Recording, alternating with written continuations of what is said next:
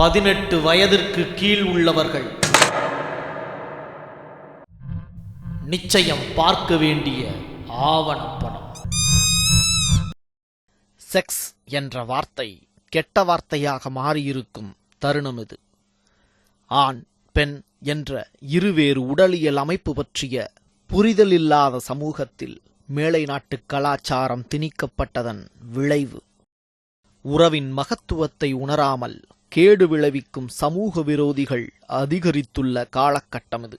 பாலியல் குற்றங்கள் தலைவிரித்து தாண்டவமாடுகின்றன. ஏதுமறியாத குழந்தைகள் மீது அவிழ்த்து விடப்படும் வன்முறை. இதிலிருந்து குழந்தைகளை காப்பாற்ற பாலியல் தொடர்பான கல்வியை புகுத்த வேண்டுமா என்ற கேள்வி அடிக்கடி எழும். அந்த கேள்விக்கான பதில்தான் அடுத்த அரை மணி நேரம். திருவள்ளுவன் எழுத்தாணியை பிடித்து எழுதிய அறத்துப்பாலையும் பொருட்பாலையும் பாடப்புத்தகங்களில் வைத்துள்ள அரசாங்கம் காமத்துப்பாலை சொல்லித்தர இன்று வரை மறுத்து வருகிறது. மறைக்கப்பட்ட விடயங்கள் உளவு பார்வையில் ஆவணப்படமாய். காமத்துப்பால்.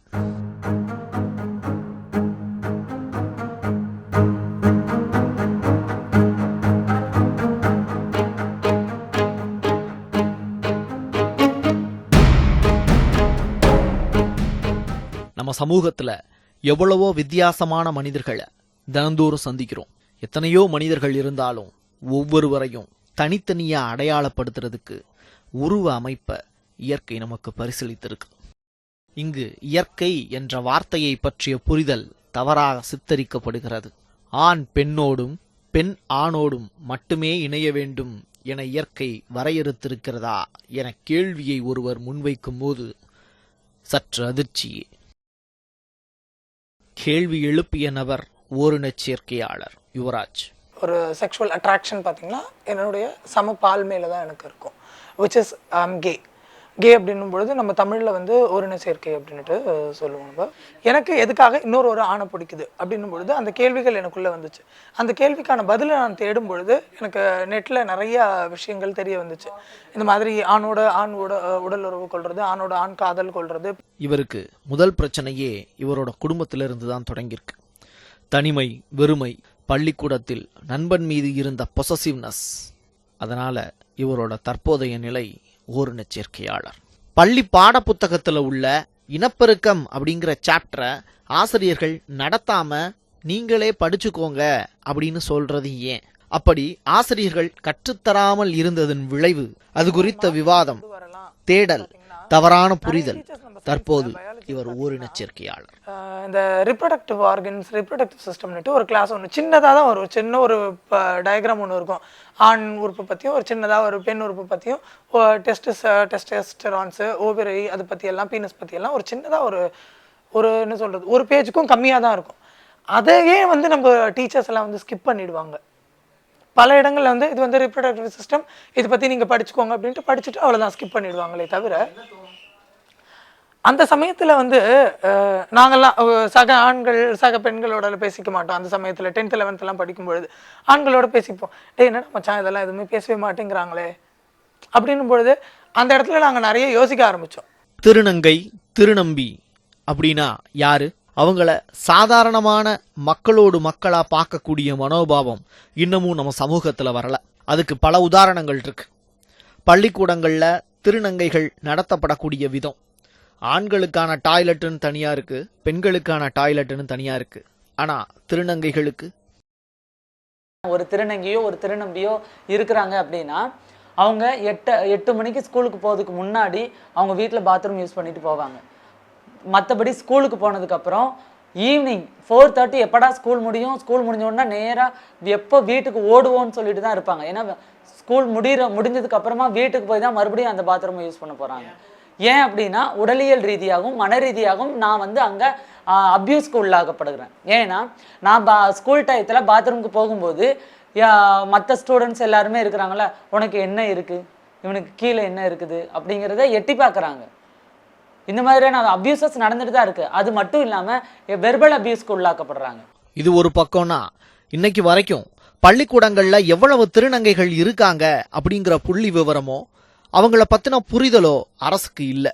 பள்ளிக்கல்வித்துறை அதிகாரிகளுக்கோ அது பற்றிய எந்த ஒரு கவலையும் கிடையாது என வேதனைப்படுகிறார் கிரேஸ் பானு. இன்னைக்கு வரைக்கும் 95% திருநங்கைகள் டிராப் அவுட் ஆகுறாங்க ஸ்கூல் லைஃப்ல அவங்க டிராப் அவுட் ஆயிட்டு அதுக்கப்புறம் தான் இதாகுறாங்க.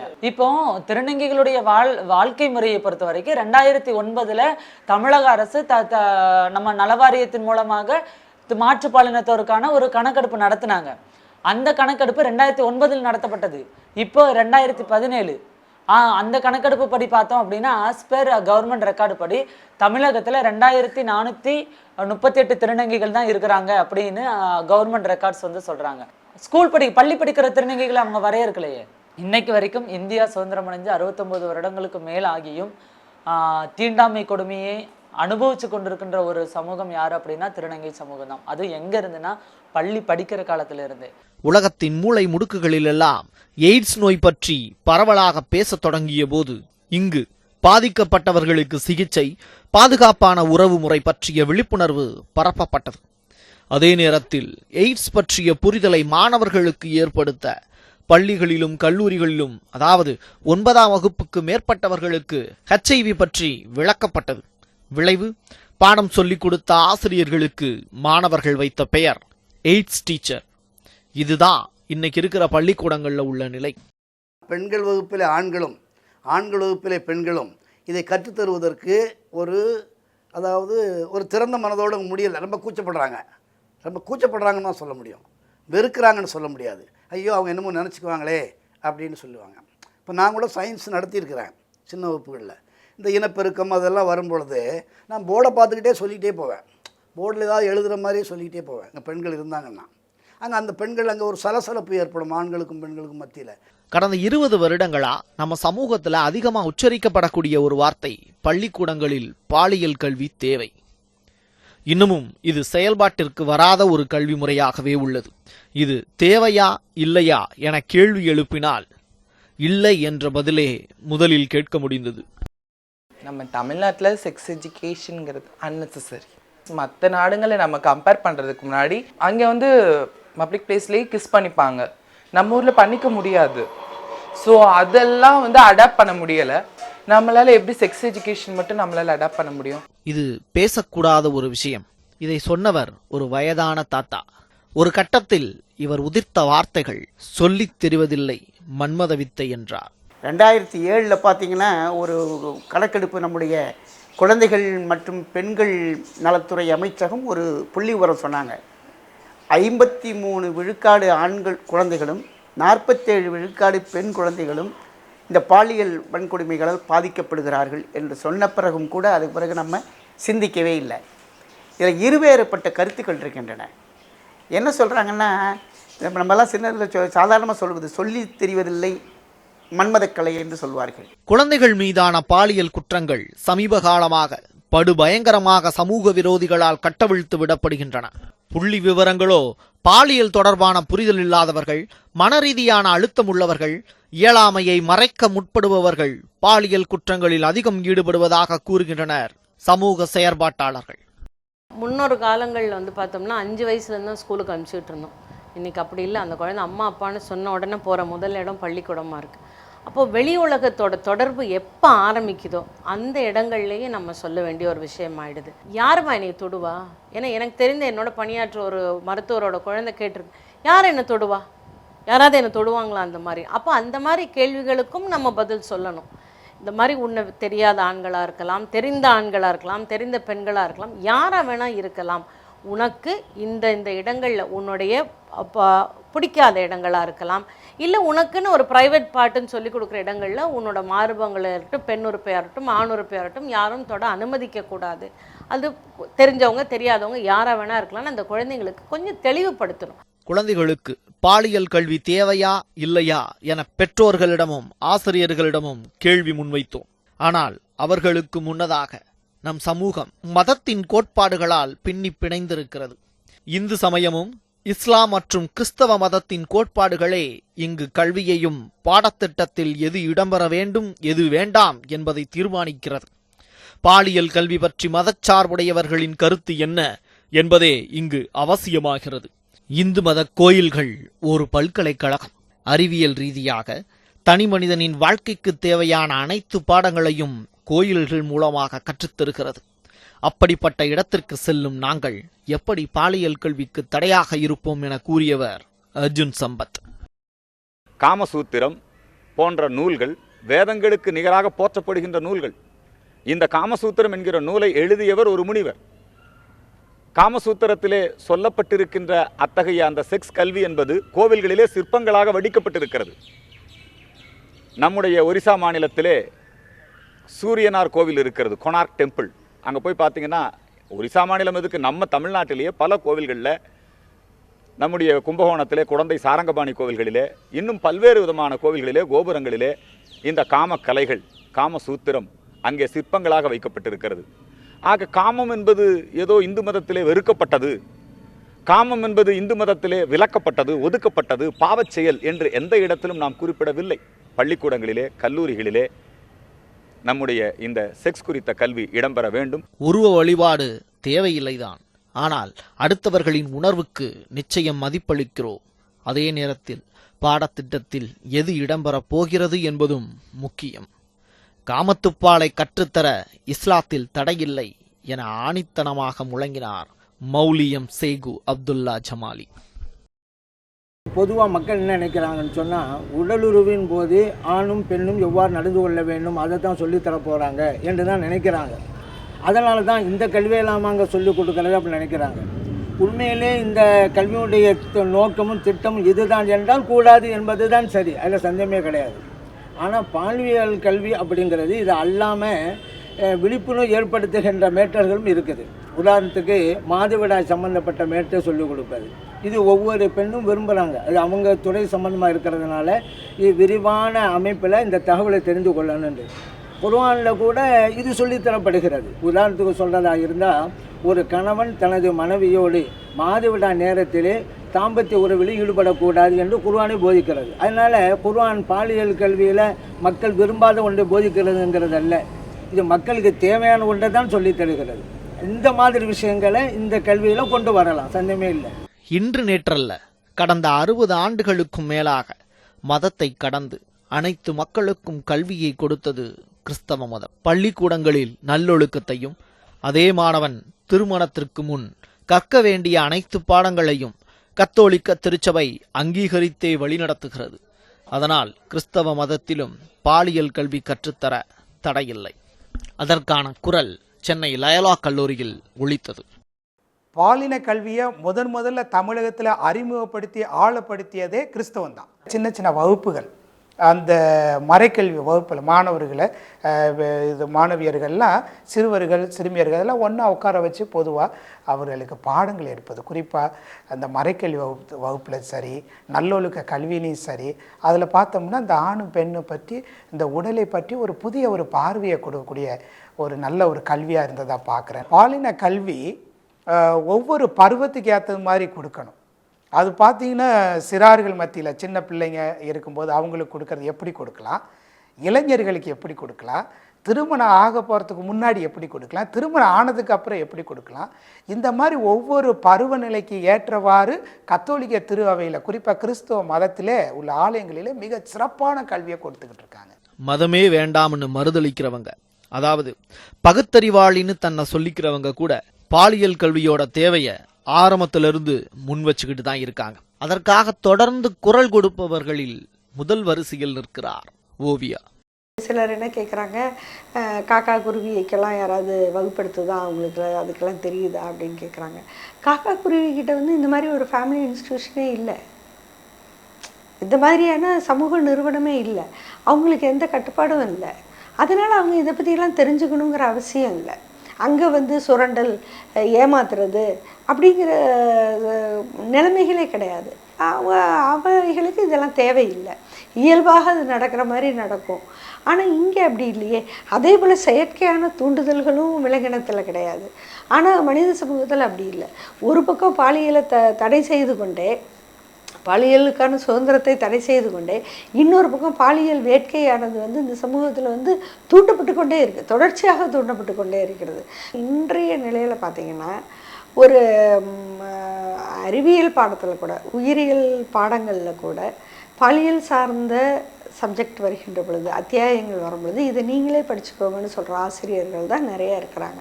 பள்ளிக்கூடங்கள்ல பாலியல் கல்வி சொல்லிக் கொடுக்கணுமா, அப்படி சொல்லிக் கொடுத்தா ஏத்துப்பீங்களா அப்படின்னு மாணவர்கள்ட்ட கேள்வி கேட்டோம். எதிர்காலத்துக்கு தேவைதான்னு பசங்களே சொல்லிட்டாங்க. எங்களுக்கு என்ன தெரியும், நாங்கள் சின்ன பசங்க. ஏற்றுப்பேன், நல்லா புரியுற மாதிரி சொல்லிக் கொடுக்கணும். அது ஃபியூச்சருக்கு உதவும் இல்லைண்ணா அது. ஆனா இந்த பேட்டியை பார்க்கக்கூடிய பெற்றோருக்கு நிச்சயம் பயம் வரும். அவங்க கிட்ட பாலியல் கல்வி பற்றி கேள்வி கேட்டப்போ என்னோட கன்சர்ன் வந்து லைக் தேவையில்லை அப்படின்ற மாதிரி தான்.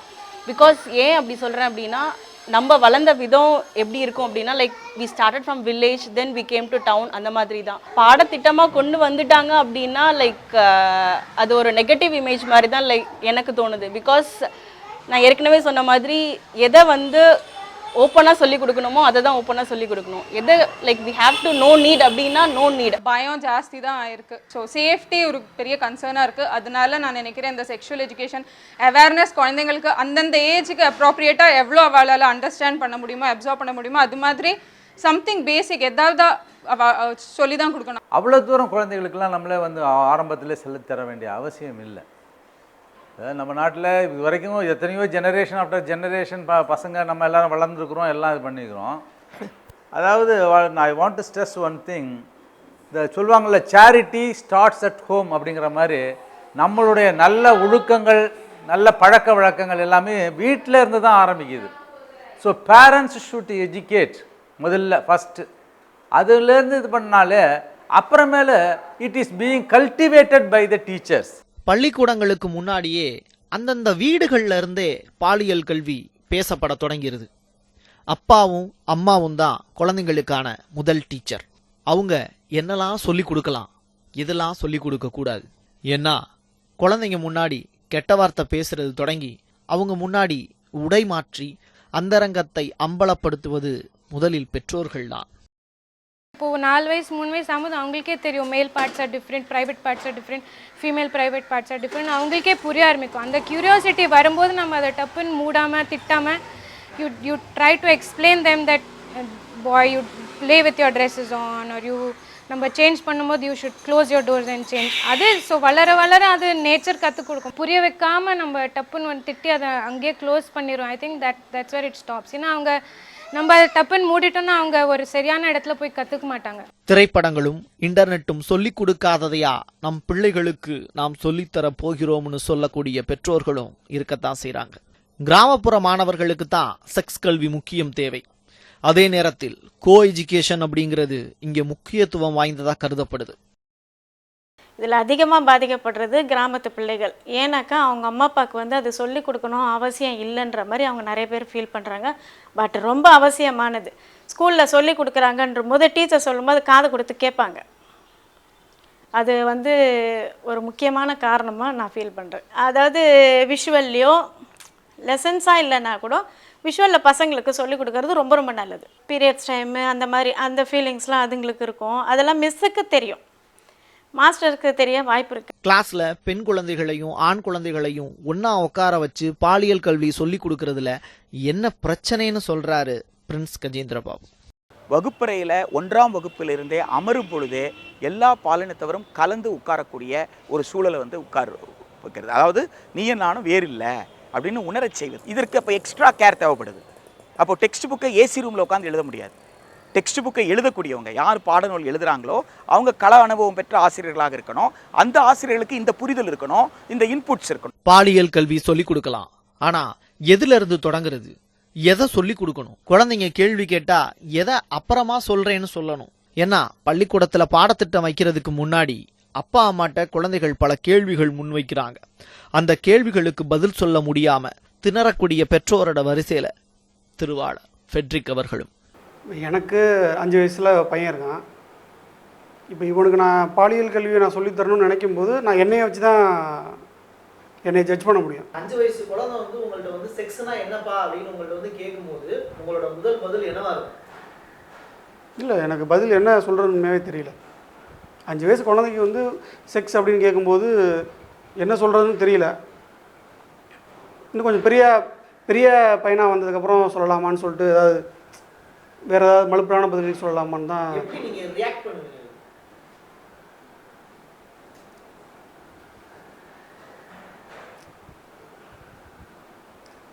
ஏதாவது யோசித்து பார்த்து பதில் சொல்லணுன்னா அது ஒரு பெரிய விஷயம் இல்லைடா. இப்போ நீ பெரிய பையனாக வளர்ந்ததுக்கப்புறம் உனக்கு தெரியலாம் அப்படின்னு சொல்லலாம். இப்போ சொன்னால் பொறுமையாக சொல்லலாம். அப்படி என்ன சொல்கிறது, என்ன சொல்கிறது, 5 வயசு பையன்ட்ட போய் செக்ஸ்ன்னு என்னன்னு கேட்டால். பள்ளிக்கூடங்களில் சில நேரங்களில் ஆசிரியர்களே மாணவர்களிடத்தில் தவறாக நடக்கும் சம்பவங்களும் அரங்கேறி வருகின்றன. இதை எப்படி தடுப்பது? டீச்சர்ஸ் வந்து குழந்தைங்கள ஹக் பண்ணக்கூடாது, கிஸ் பண்ணக்கூடாது, ஆயமாவும் தொடக்கூடாது. இந்த மாதிரி நிறைய ரூல்ஸ் கொண்டு வந்திருக்கோம் நாங்கள் இங்கே. இப்போ இருக்கிற பசங்களுக்கு பார்த்திங்கன்னா கார்ட்டூன் கேரக்டர்ஸ்லாம் ரொம்ப பிடிக்கும் அவங்களுக்கு.